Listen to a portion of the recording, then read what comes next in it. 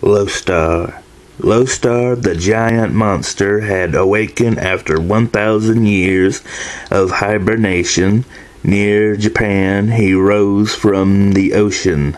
Lostar instinctively heads inland. In hours, the massive creature is stomping through Tokyo. Buildings crumble, the ground shakes, fire rages through the city. Tanks are crushed beneath his massive feet. Laser beams erupt from Lostar's eyes, frying everything in sight.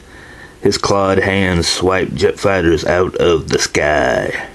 Lostar sticks out his long, flexible tongue coated with a sticky slime, and he uses it to lap up panicked Japanese citizens who are running in the city streets trying to escape. From one end of Tokyo to another, Lostar goes gulping down tasty humans. 10,000 people are consumed by the monstrous thing. The strange thing was, an hour later, he was hungry again.